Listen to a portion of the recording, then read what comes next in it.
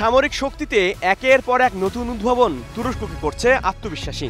দেশটি এবার নিয়ে এলো এমন এক আকাশ প্রতিরক্ষা প্রযুক্তি যা ইসরায়েলি আয়রন ডোমের চেয়েও শক্তিশালী। বিশ্বের অন্যতম প্রভাবশালী মুসলিম দেশটি তাদের এই প্রতিরক্ষা প্রযুক্তির নাম দিয়েছে স্টিল ডোম।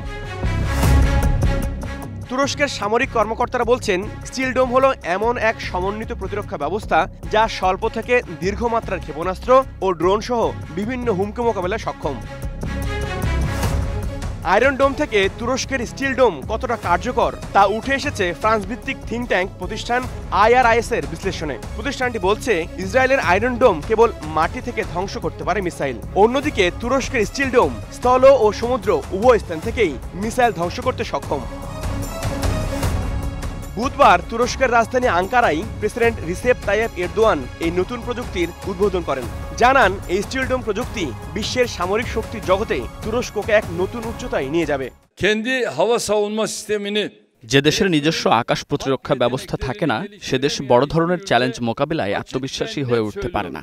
এই স্টিল ডোম প্রযুক্তির মধ্য দিয়ে বিশ্বের প্রতিরক্ষা ব্যবস্থায় নতুন দিগন্ত উন্মোচিত করল তুরস্ক।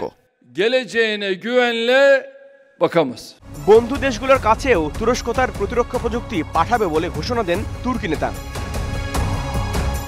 অন্য দেশের সহযোগিতায় নয়, স্টিল ডোম প্রতিরক্ষা ব্যবস্থাটি নির্মাণ করা হয়েছে তুরস্কের নিজস্ব প্রযুক্তিতে। এর কমান্ড ও কন্ট্রোল কাঠামোতে সংযুক্ত করা হয়েছে AI প্রযুক্তিও।